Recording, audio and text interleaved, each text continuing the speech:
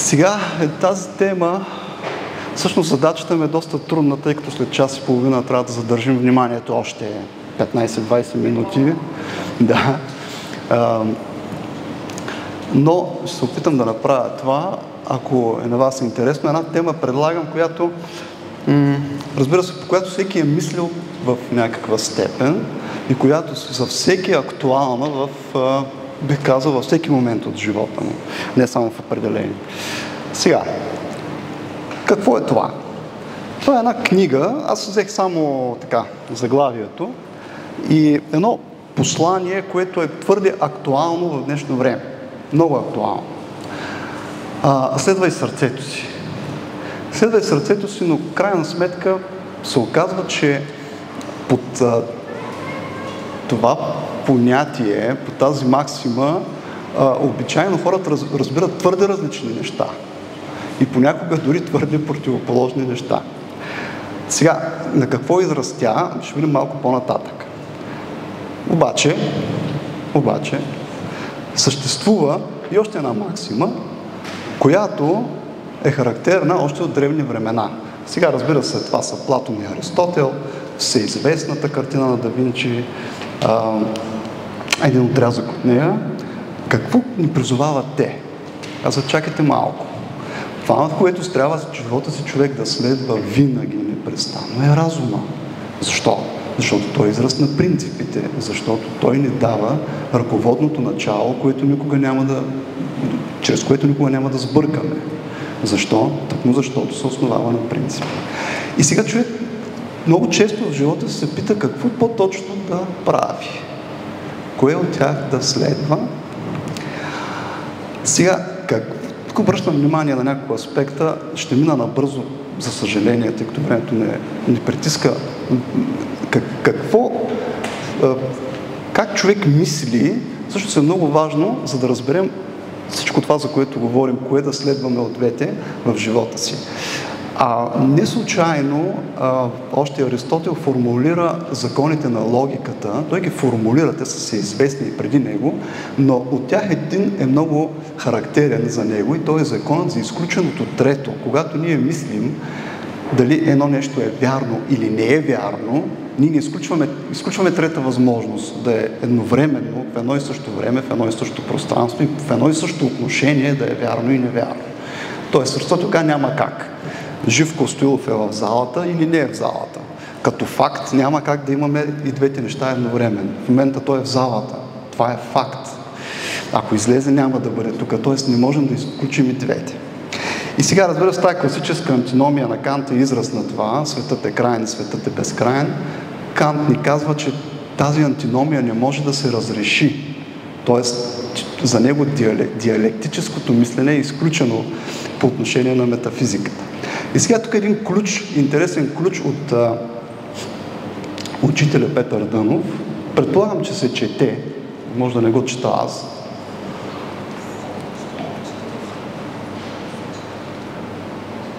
Че на всеки въпрос може да се отговори поне по три начина. От материалистично, от духовно и от божествено гледище. Значи ние можем да отговорим на зададен въпрос от материалистично, от идеалистично и от философско гледище, т.е. от гледището на чистия разум. Сега първия могат да разберат всички, втория половината, третият малцина. Сега, това е само един ключ, нали? Не че няма и други, но в случая той би ни помогнал. Как?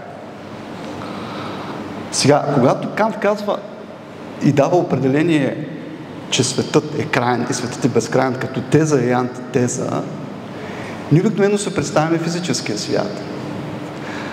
Вселената, космоса. Само, че за кой точно свят става дума при това диалектично отношение е под въпрос. Защото и физическия космос е, поне според най-нови изследвания, е едновременно краен и безкраен. Това е, съзнанието не може да го допусне, но това е абсолютно вярно. Даже от метафизично гледаще трябва да е така, защото няма как той да е безкраен, тъй като ние предполагаме винаги някаква граница, от която нещо следва и от която нататък следва друго. Така. Сега, искам да обърна внимание на темата за сърцето и за ума в един исторически и библейски контекст. Значи за библейското разбиране за сърцето е характерно, че то е абсолютният център на душевността. Не случайно в Библията и може на много места се срещнат подобни изречения. Да помислиш в сърцето си, да мислиш в сърцето си. Не случайно Христос казва, че блажени са тъкмо чистите по сърце, защото те ще видят Бога. За чистите по ум нищо не се казва, обаче чистите сърце по сърце са тези, които ще следват. Сега, логиката на изключеното трето или е характерна от думите на Христос. Просто ги маркирам, тъй като времето не е ограничено. Казва, не можете да служите на Бога и на мамона, казва Христос. Обаче малко по-нататък Евангелието казва, трябва да си направите приятели от богатството на неправдата.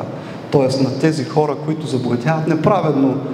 Ето, значи не можем да служим на Бога на мамона, обаче пък трябва да си намерим такива приятели. Сега, какво точно ни казва Христос? Едното или другото? По-нататък. За Библията може да се каже още доста, но това е най-характерното. Интересно за ума. Как разглежда далечния изток? Разбира се, тук доста схематично и набързо. Интересно, че в една от Упанишадите, т.е. от философските трактати, последната част на една от ведите, умът не само, че не е принцип, не само, че не е някакво ръководно начало, но дори е разглеждано като сетиво. Това е удивително, т.е. подобно на другите 5 сетива.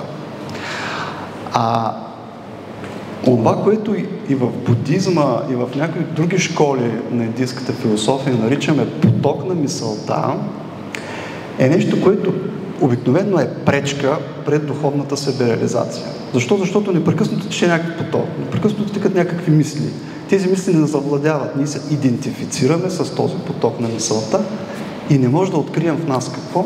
Това чисто съзнание, за което става дума и в Упанишадите, и в другите текстове. Тоест, ума в този смисъл се явява някаква пречка пред духовното развитие.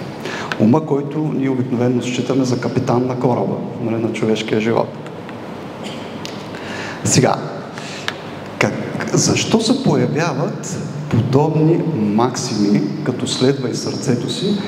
Чисто исторически е важно да разберем, че те се явяват много често като реакция срещу нещо. Какво е предвид това рационалния Запад и отказът от разума? Живко спомена тук преди малко за рационалистическата тенденция на западното мислене. Тя е точно такава, разбира се. Тя е абсолютно такава. И сега, когато идва реформацията, т.е. обновяването на християнството през 16 век, вследствие на толкова мощно изградената католическо богословие, което е не само рационалистично, то е такава схематичност е построено, е с разума, както всички досега ни казваха. И защо не го казваха? Защото цялото християнство, цялото западно християнство е построено върху основите на традициите на античната философия на Платон и предимно на Аристотел. Тоест, то е толкова аристотелично, т.е. рационалистично, че за аспекта на сърцето почти не е останало място. Но все пак това е Христос. И разбира се, като с реакция на всичко това се явява течението на романтизма. Под романтизъм не си представяйте някаква лирика. Това са по-скоро течения, което почва да обръща внимание на живописта, на естетиката, на всичко това, което е свързано с образа, и то с красивия образ, разбира се, но не само с естетиката, въобще мисленето през сърдечните импулси. Тоест, ето ви отново една реакция с възвръщане, непрекъснато възвръщане към енергията на сърцето. И сега, от тези две максими, какво да направим ние? Това, че много от отрицателни явления от социалния живот са свързани с ума е несъмнено и ние го виждаме в днешно време в някои аспекти на икономическия живот, в рационалната страна на войните, това тънко калкулиране на ползите, нали, ще направим това, за да постигнем онова и да спечелим повече. Това е рационална дейност, разбира се, в един малко по-ниш аспект. Докато сърцето, любов, състрадание, милост, нали, алтруизъм. Значи как ние следваме сърцето си в този свят, нали? Нали така? Трябва да следваме сърцето си. Защо? Защото това е принципа на любовта. Така ли е обаче? Нали? Така ли е обаче? Ами не съвсем. Не съвсем. Не случайно долу в това, значи умът и сърцето са свързани с други неща. С други неща. Сърцето е свързано с определени неестествени желания, с лоши навици, с пороци и така нататък, докато ума, разбира се, е свързан с идеите, т.е. той възприема идеите, в крайна сметка той формулира понятия, той е свързан с познанието. А щом е свързан с познанието и с ученето в най-широкия смисъл на думата, за което ни призовава учителя, как така да не следваме ума. Нали? Тоест, дилемата още стои пред нас. И сега това са предлагам две мисли от учителя за ума. Ако не се вижда, ще ги прочета. В никой език до сега аз не съм намерил по-силна дума от ум. За индусите тази дума е свещена. Ом или аум. Същината на човека е неговият ум, аман е човекът, който е бил. Значи умът спасява човека. Който не се държи за своя ум, ще страда. Хората страдат, понеже не мислят. Те се водят по сърцето си, а не по ума си. Умът е божественото начало в човека, което никога не се петни. И когато умът управлява човека, работите му се оправят лесно. Силен е умът. Ако имаш вяра, умът присъства в тебе. Ако нямаш вяра, и умът го няма. Казано е в Стария завет, и рече безумният в сърцето си, че няма Бог. Значи безумният не вярва в Бога. Изобщо вярата има отношение към човешкия ум, а присъствието на ума показва, че човек може да бъде спасен. Чудесно. Така казва учителя. И сега една друга мисъл от учителя.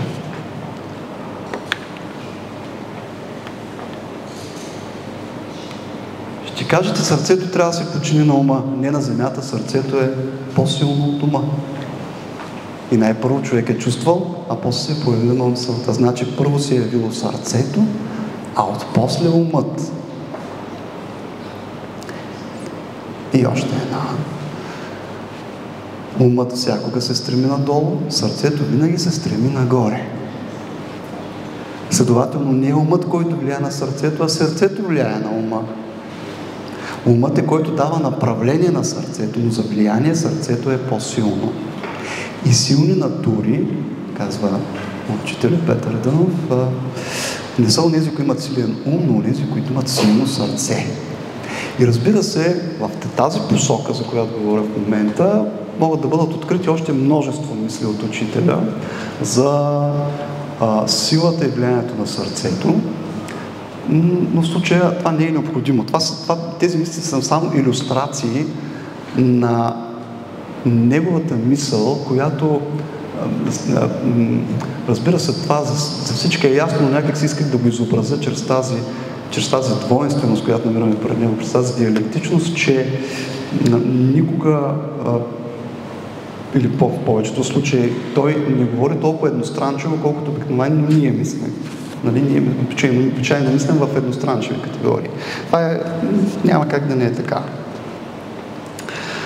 И сега, има, разбира се, принципи, има на едно малко по-ниско ниво закони, както нарича учителя, и накрая факти, т.е. влиянието от човешкия живот. Какво имам предвид, когато говоря за това и през двете максими следва и ума си, следва и сърцето си? Това мислене, което издига една от максимите като абсолютна, всъщност забравя, че човешкият живот е изтъкан от множество различни състояния и преходни моменти. И когато човек преминава през едно състояние, той следва повече рационалната страна на живота и същността си, обратно, когато минава през друго, следва другата. Това е напълно естествено. Ако човек се ръководи само по ума си тогава, когато има сърдечни импулси и те трябва да навлязат в живота му по някакъв начин, той би направил голяма грешка, както и обратното.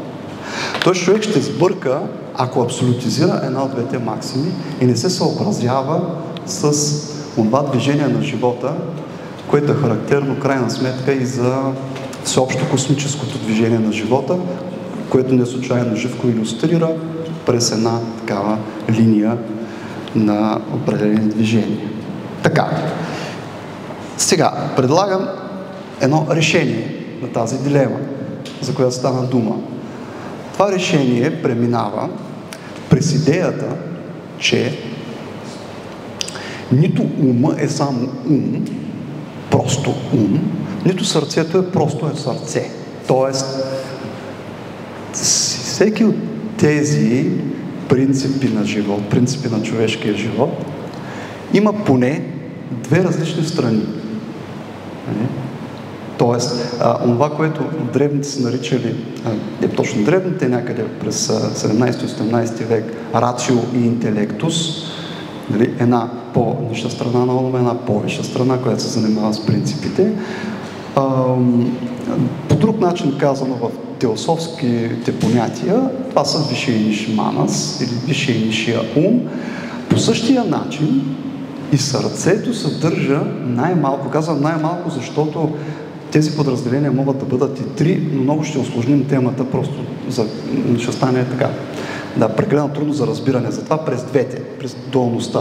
Тоест и сърцето, в това отношение учителя Петър Дънов не случайно говори за разумно сърце и за неразумно сърце.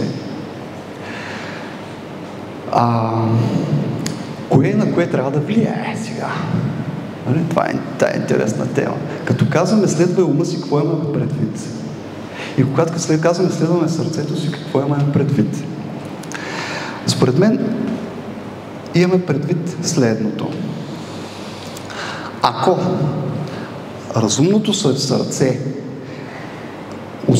успее да даде направление на нашия ниш ум, това би било твърде добре, защото по този начин тези елементи на нишия ум ще бъдат преобразени, трансформирани и прибавени към тази повече страна на ума. И обратно, когато нашия висш ум или разума ни, сега в съвременно понятие казано разума ни, дава направление на онази част на сърцето ни, която ние наричаме условно, разбира се, неразумно сърце, това, което е свързано с неестествени желания, пороци и всякакви подобни, то би се трансформирало към онази част на сърцето, което наричаме за разумно сърце. Тъй. И сега една мисъл от учителя. Едно време сте изучавали чувствата на теория, а сега ги прилагате. Как да изучаваме любовта? Тя не се учи, но се прилага. Това е интересна мисъл. Не се учи, но се прилага. Сега ще служите на любовта. Според някой да служиш на сърцето, това е робство. Няма по-велико нещо от това да служиш на разумното сърце. Да служиш на любовта.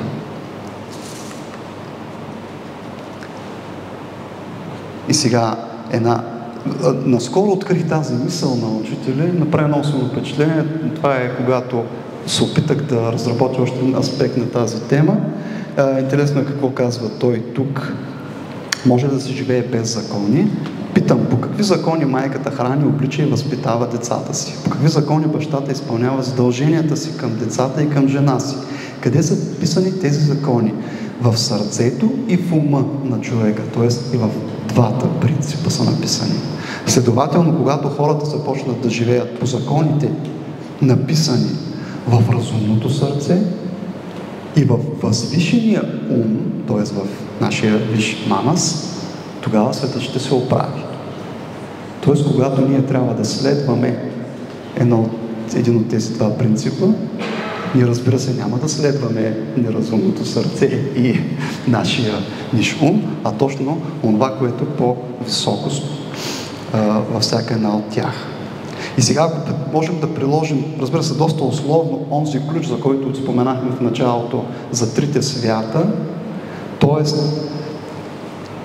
ние когато работим в духовния свят, е добре да следваме разумното си сърце, и когато работим в областта на Божествения свят, да следваме импулсите на висшия ум. Разбира се, това нещо може да бъде казано и по друг начин, но за сега да го оставим така. И с това ще приключа. Минахме малко набързо през темата, но най-важното, което искам да остане като акцент, като заключение, тези максими да бъдат разбирани в истинския им смисъл, защото нито едната може да бъде абсолютизирана до степен да бъде следвана във всички положения на живота, нито другата. Тоест да следваме висшия ум и да следваме разумното сърце, т.е. любовта. С което, драги приятели, благодаря за вниманието.